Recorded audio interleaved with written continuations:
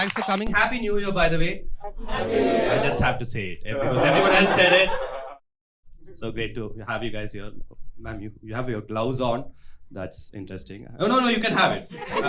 I just don't know if it's for the cold or the COVID or if you're going to murder me if I don't make you laugh.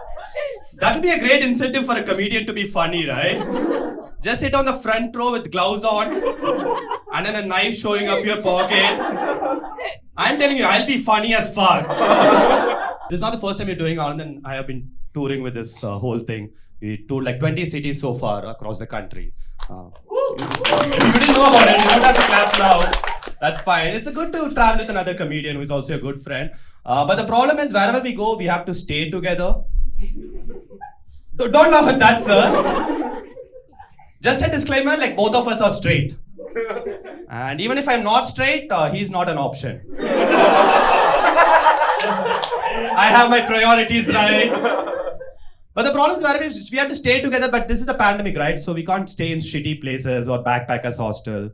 You know, at the same time, we can't afford to book separate places for ourselves. You would have found out by the size of this venue.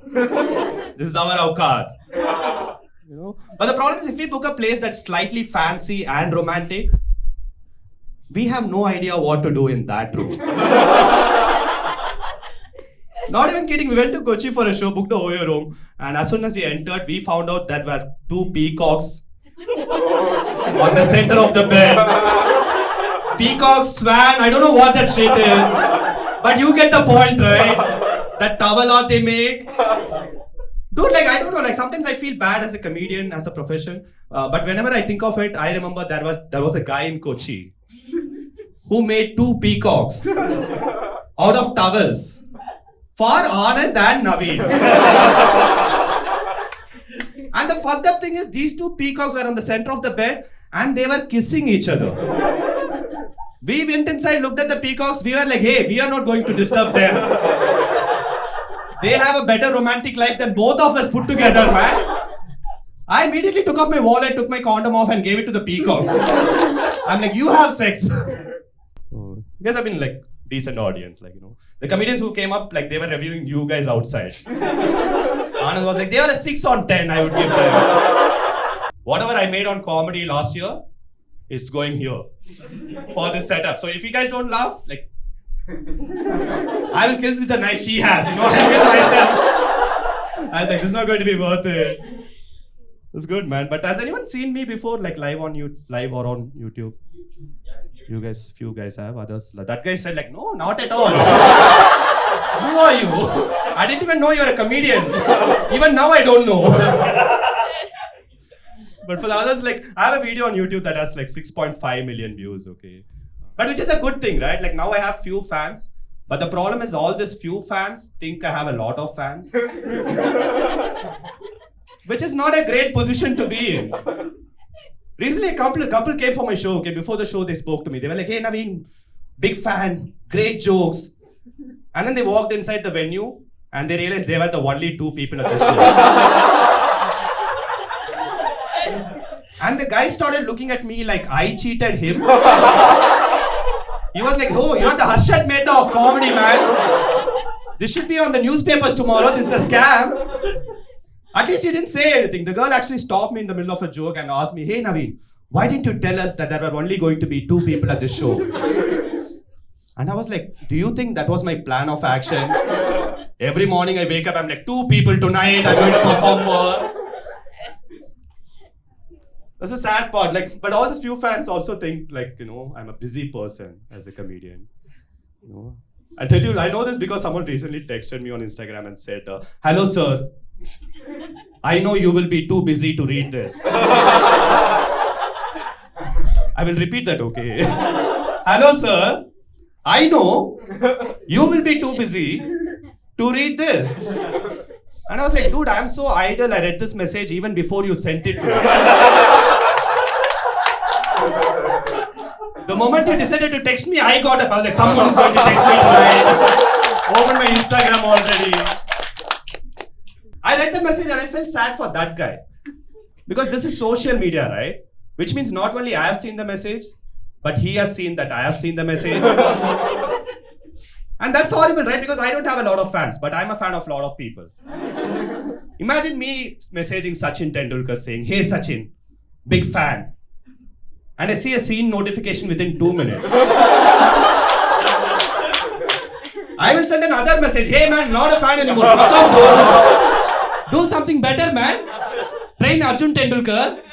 Go to the parliament." Why are you looking at my messages, dude? I'm also at this position in my career, I think, like, where sometimes people take photos with me after shows and they post it on their Instagram stories. But the problem is they don't tag me because they don't follow me. And I know they have posted the story because I follow them.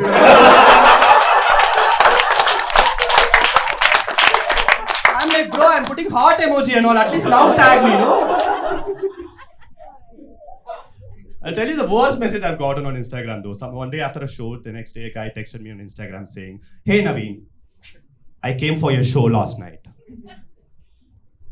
This is when you expect a second line to that conversation.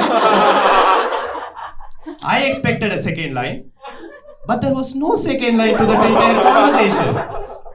It was just a guy who randomly texted me, "Hey, I came for your show," and then put his phone on aeroplane mode. And then went to sleep for 8 hours straight. I started reading that message. I was like, "Hey man, you came for my show." And then what happened, bro? Please complete the statement with anything, no? You can say anything. You can say, "I came for your show, you were good. I came for your show, you're a horrible comedian. I came for your show, you look like a real estate agent." And honestly, I've gotten all these messages, so I'm okay with that. But that was horrible, right? This is my hypothesis. I think this guy hated my show so much that he researched about me. Found out that I'm a guy who likes closure. And then he built a situation where I expected closure. And then he was like, "Fucker, now die without closure." Even when you're dying, you should be like, "What did this guy think about my show?" It's either that or I think this guy probably met with an accident while he was typing the message. He was just crossing the road saying like, "Navin, big fan," and then got hit by a truck or something. And that would be a weird accident, no? Like, firstly, I would never know what this guy felt about my show. But more importantly, I would be a prime suspect for an accident case of a guy I haven't even seen in my entire life. That will also be so easy for the cops to solve, right? They'll just go to the location. They'll ask his friends, "Hey, what was his last activity?" And they'll be like, "Oh, he went for his show." And then the cops will be like, "What was his last words then?" "I came for your show." And then he died. That message like fucked my head. I couldn't sleep for the next 2 days. I was consistently like, what did this guy want to tell me? And the universe about me. After 2 days, I gave up all my self-esteem. And I texted him back. I said, "Hello sir, I know you will be too busy to read this. But you came for my show, and then what happened?" And the worst thing is I got a reply also within 2 hours. And this guy said, "Hey, I'm sorry, I forgot."